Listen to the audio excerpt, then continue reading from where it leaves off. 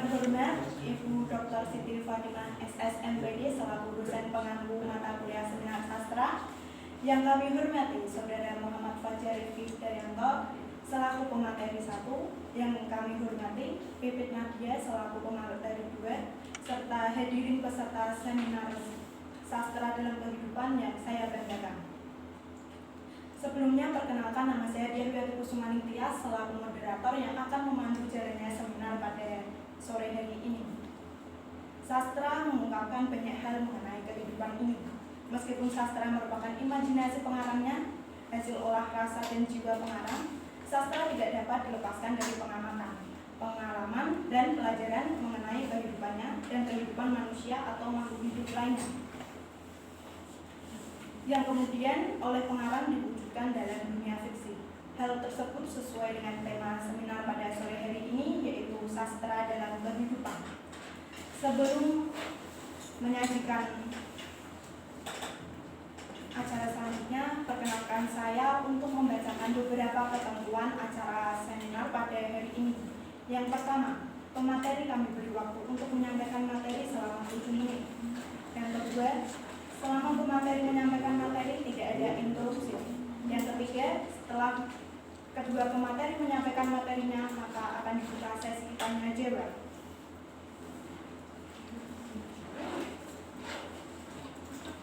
Perkenalkanlah kedua pemateri kita yang sangat luar biasa pada sore hari ini. Beliau adalah Muhammad Fajar Rifki Dayanto yang lahir di Semarang 10 September 1998, yang menempuh pendidikan di SD Negeri Melati Harjo 1 Semarang, SMP PGRI 1 Semarang, SMK Penerbangan Kartika Akasa Semarang, dan mahasiswa PBSI UGRI sejak tahun 2019. Kemudian pemateri kedua yaitu ada Saudara Pipit Nadia yang lahir di Demak 6 September 2001, yang menempuh pendidikan di RA Sirojul Muta'alimin, SDN Jeregung 2, SMP Al-Hasaniyah, SMA Al-Hasaniyah, dan mahasiswa PBSI UGRI sejak tahun 2019.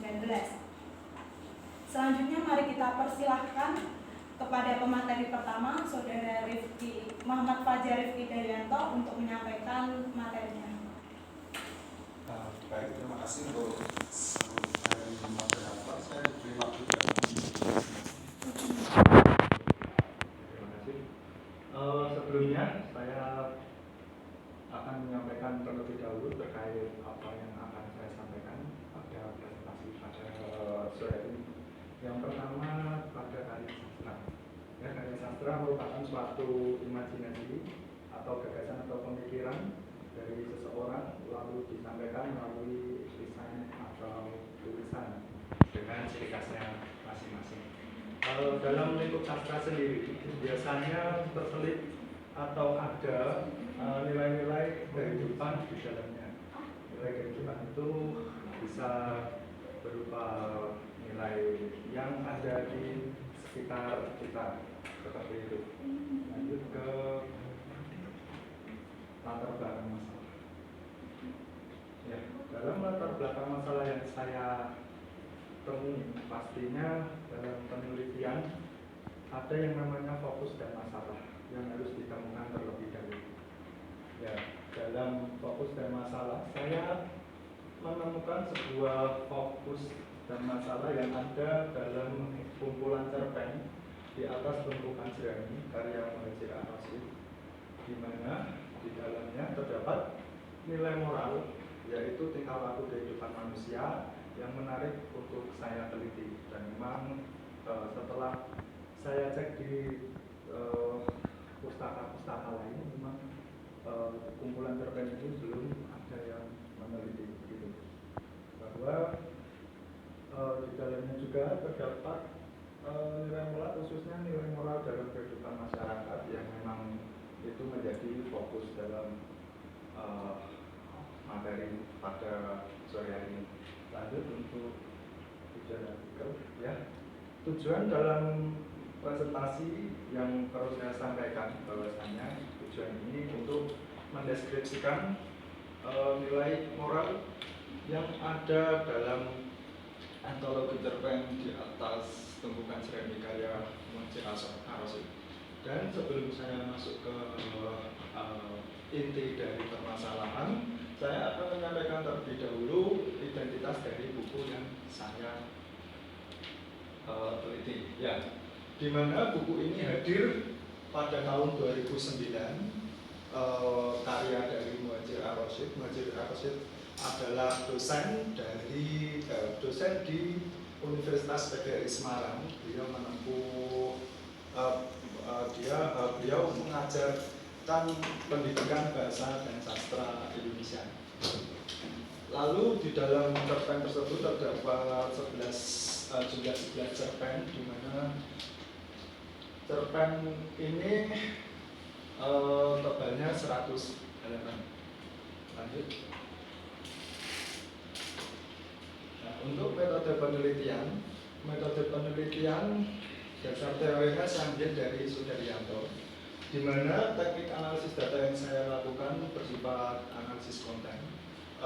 Ini menggunakan deskriptif, di mana tidak ada perhitungan, melainkan mengolah data dengan metode pengumpulan datanya menggunakan teknik SIMA dan teknik baca dan catat. Di mana teknik baca dan catat sendiri, saya membaca secara keseluruhan dari cerpen di atas pembukaan Jeremy, lalu saya interpretasikan sesuai dengan fokus dan masalah yang saya temukan, seperti itu.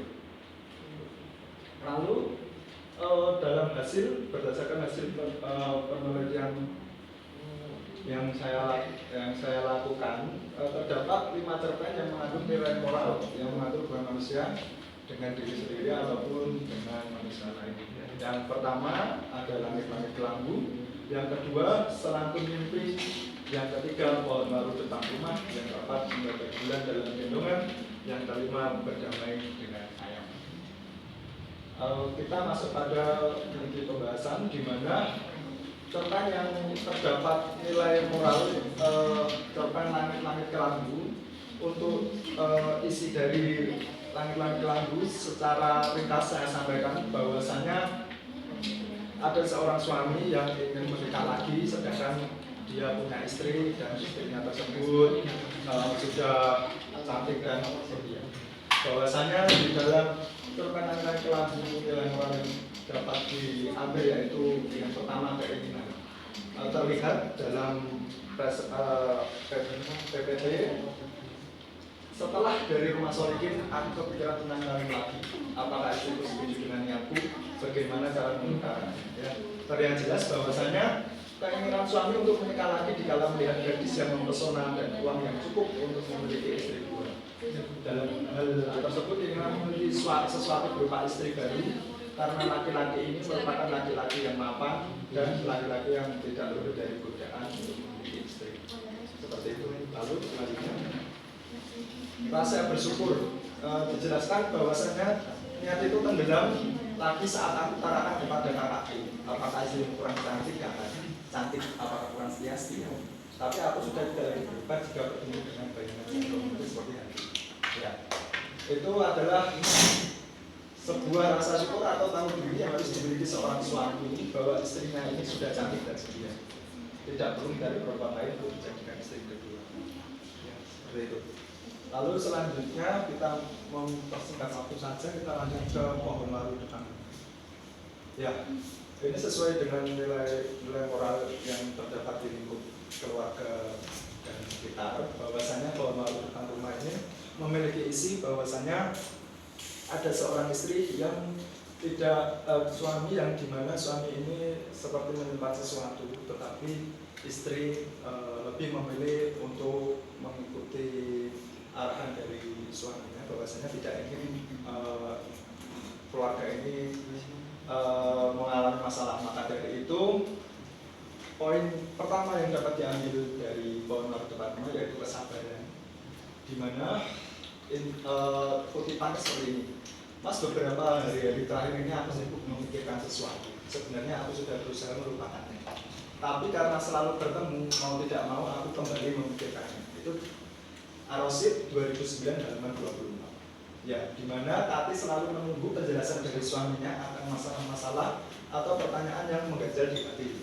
Karena di mana setiap kali amplop biru datang, Tati ini ingin membuka tetapi diurungkan niatnya seperti itu agar nantinya bisa ditanyakan langsung ke suami.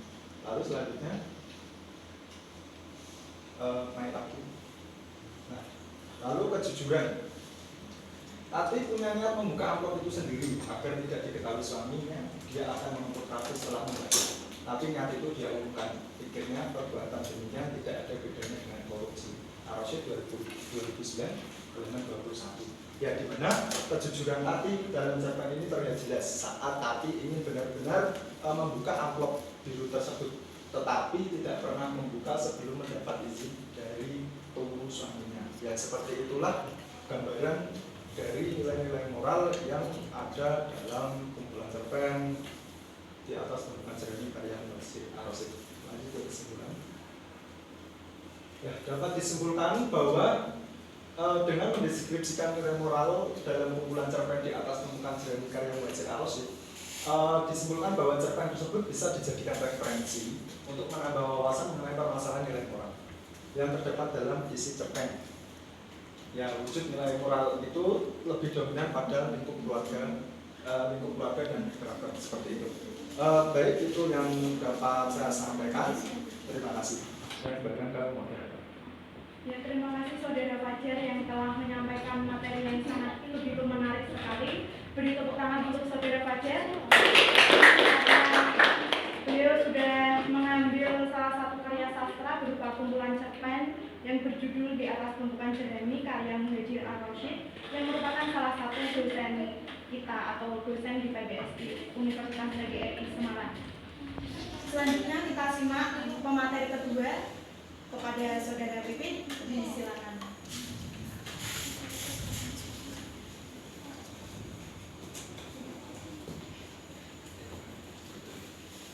Assalamualaikum warahmatullahi wabarakatuh.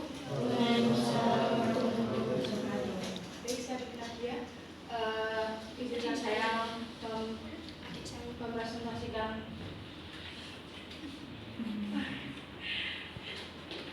penelitian yang sudah saya buat.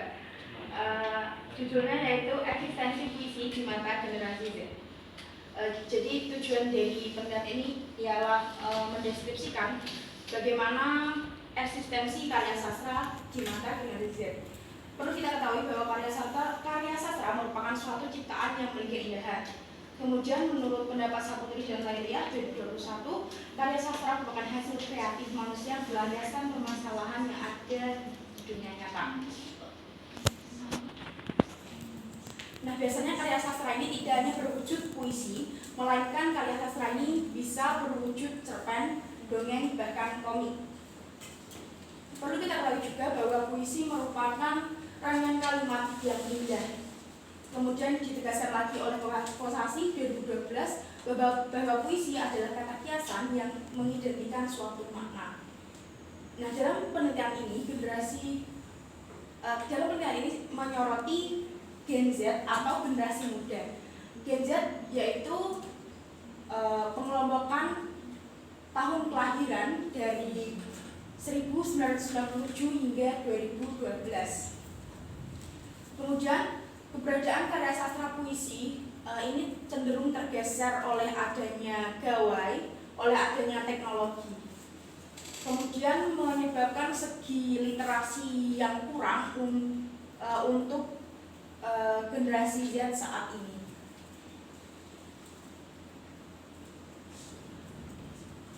Sehingga dari hal tersebut generasi Z banyak kehilangan, sehingga puisi saat ini mulai kehilangan eksistensi karena generasi juga mulai kehilangan ketertarikan terhadap bacaan jenis sastra. Kemudian berdasarkan survei yang dilakukan oleh PISA, Program for International Student Assessment yang dirilis oleh OECD pada 2019 menunjukkan bahwa Indonesia menempati ranking ke-26 dari 62 dari 70 negara atau berada pada 10 negara terbawah. dengan tingkat literasi yang rendah. Kemudian untuk jenis metode yang saya gunakan dalam meneliti ialah deskriptif kualitatif. Kemudian untuk teknik pengumpulan data melalui teknik observasi, sumber datanya berupa eksistensi karya sastra. Data yang digunakan ialah generasi Z atau generasi muda dengan pemotongan tahun kelahiran 97 hingga 2012. Kemudian penyajian hasil analisis data dilakukan secara informal atau berupa kata-kata dan tidak melibatkan unsur penghitungan. Selanjutnya ke inti pembahasan yaitu karakteristik puisi dan deretan penulis terdahulu. Sebagai penyair muda, seharusnya kita harus berani melacak dan membaca karya-karya sastrawan atau penulis penyair terdahulu. Seperti halnya angkatan Pujangga Lama hingga angkatan 2000-an. Penyair Pujangga Lama diantaranya ialah Hamyah Pansuri dan Raja Ali Hiji. Kemudian di angkatan Bali Pustaka yaitu Merali Siregar dan Marah Rusli. Pujangga baru ada Amir Hamzah dan Sultan Takdir Ali Syahbana. Adapun angkatan 45 ada Khairil Anwar, Pramudia Anantatur, dan Muhtar Lubis. Selanjutnya angkatan 50-an ada Aji Prosidi, W.S. Rendra.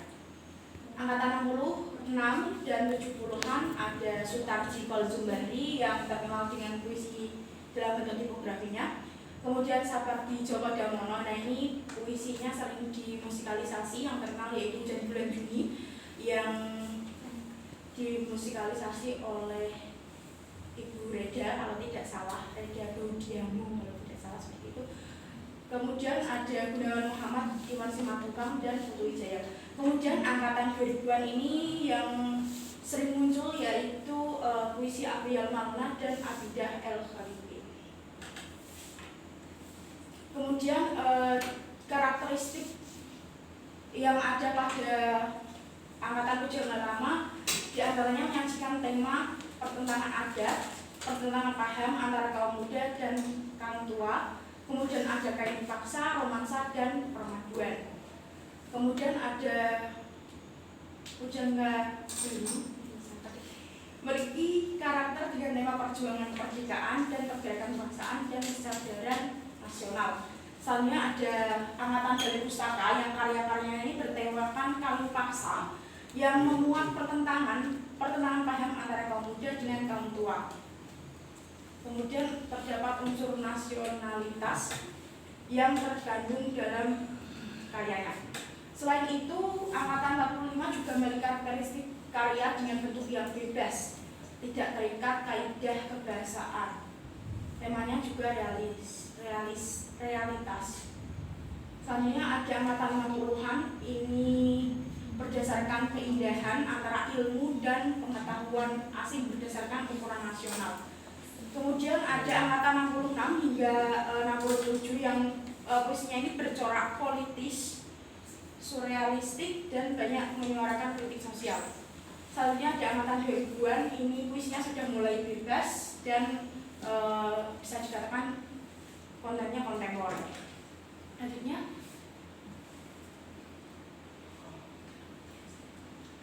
ya, seharusnya sebagai penulis pemula harus menggandrungi atau menyukai penyair-penyair terdahulu.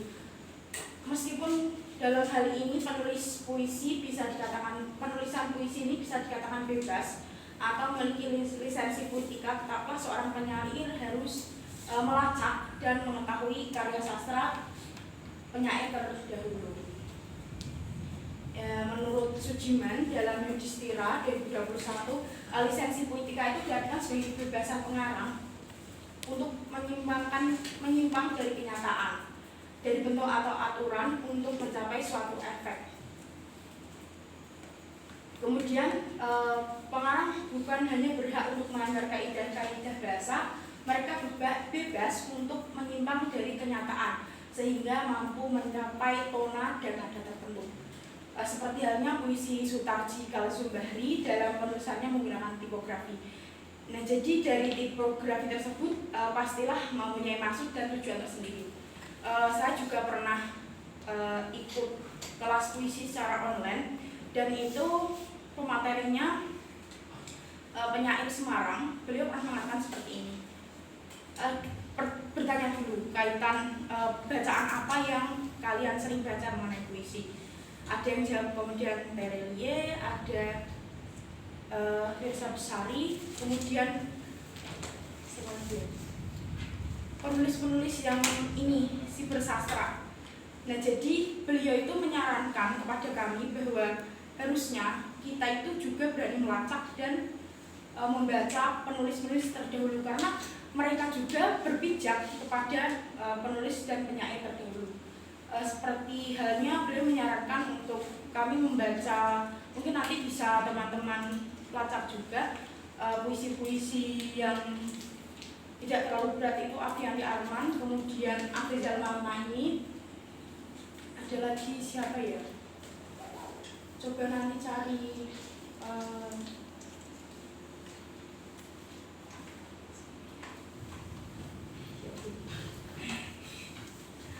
coba cari puisi ini dosen kita yang dulu pernah menjadi dosen kita. Coba cari puisi Pak Pras itu. Selanjutnya eksistensi puisi di mata generasi Z. Ini kembali lagi ke membaca dan literasi. Ini sangat penting untuk penguasaan keterampilan bahasa.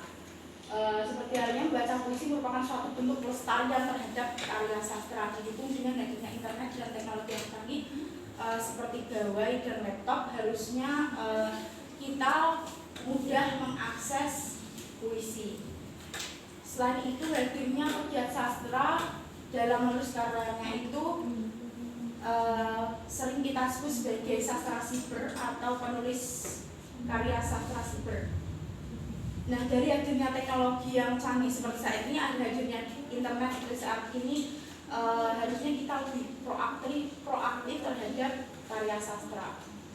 Kemudian adanya internet saat ini harusnya menjadi kita punya ruang yang bebas untuk berekspresi. Nah, permasalahannya itu seringkali kita temukan, yaitu generasi muda saat ini menganggap bahwa puisi itu sebagai hal yang kuno dan sulit dipahami. Tapi sebenarnya banyak cara yang ditawarkan dalam menanggapi hal tersebut. Seperti hadirnya puisi yang dikemas dalam bentuk musik atau musikalisasi. Salah satunya tadi sudah saya sebutkan bahwa puisi seperti Djoko Damono yang dimusikalisasi oleh Ibu Reda Herodiano beserta Ari Malibu, Tatiana Subianto, dan Gatot Wibowo berjudul Hujan Bulan Juni tahun 1989. Itu sudah tidak asing ya di telinga kita semua. Hujan bulan Juni, jangan nangis di bulan Juni.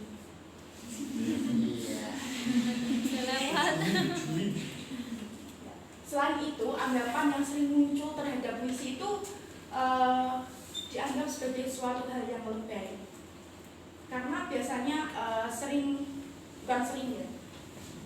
kadang ada yang menuliskan atau mencurahkan perasaannya itu melalui puisi. Ya mungkin itu salah, kayak percintaannya itu loh, kayak apa-apa ditulis, ya mungkin salah satu penyebabnya itu. Tapi yang perlu kita pahami itu harusnya puisi itu bukan hanya berhenti pada itu saja. Bahkan kalian mengkritik atau menyindir seseorang bisa loh menggunakan puisi. Terutama boleh kalau kalian suka pada topik politik, boleh gunakan puisi untuk mengkritisi pemerintah. Ya seperti halnya puisi Wiji Tukul yang terang-terangan mengkritik pemerintah yang akhir-akhirnya itu maka hanya ada satu kata lawan.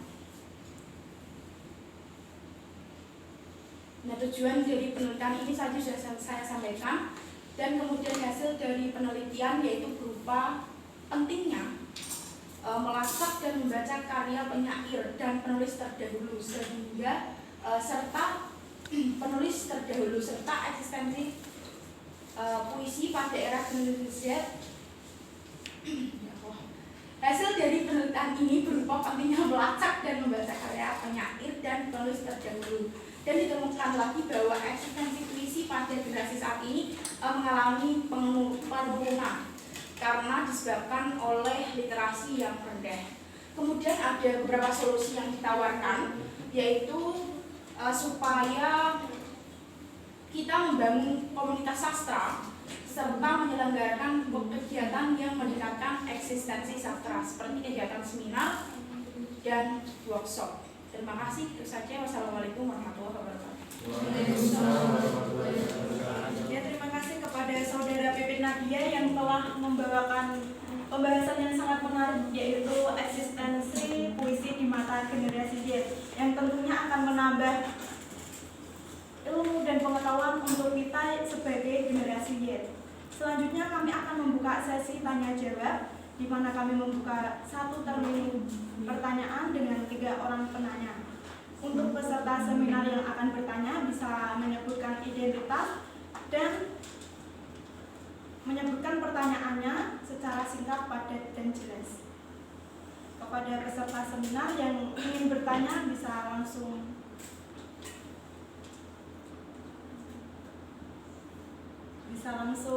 mengacungkan tangan.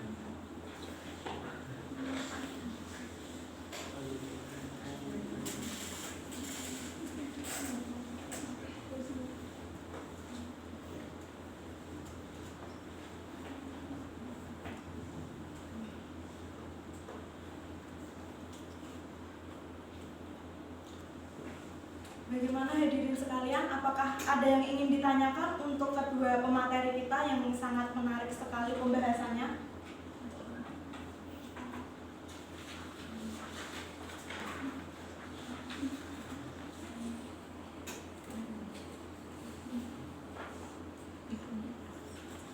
Ya, silakan Mbak, bisa menyebutkan identitas terlebih dahulu.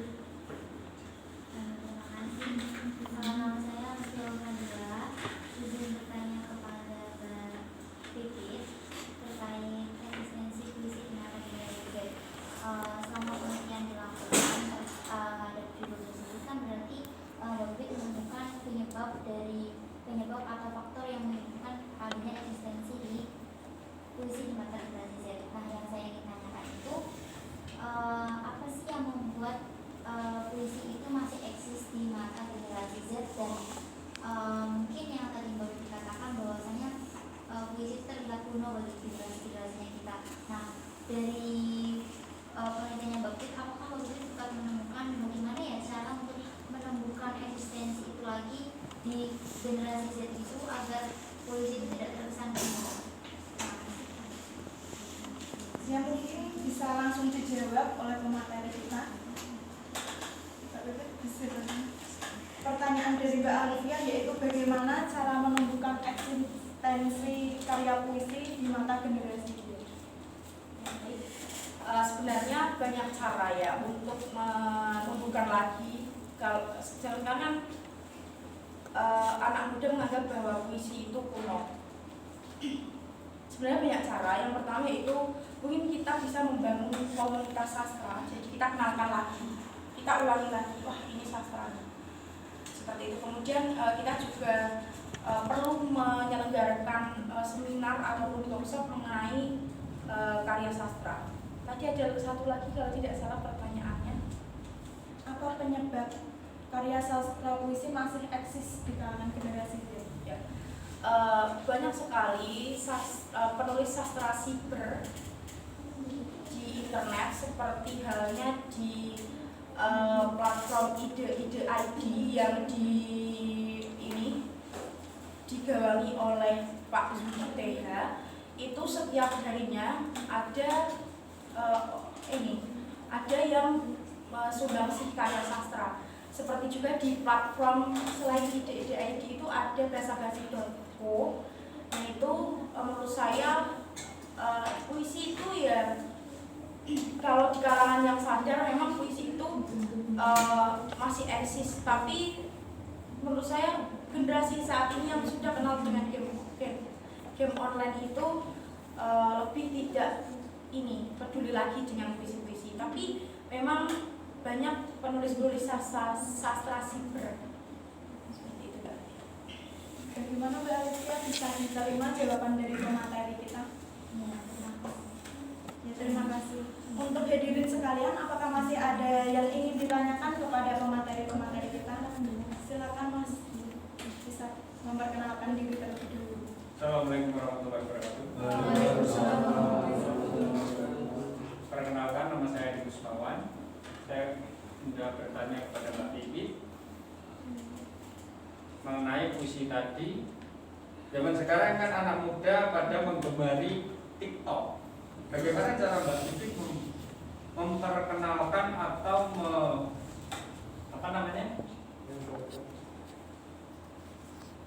membuat Gen Z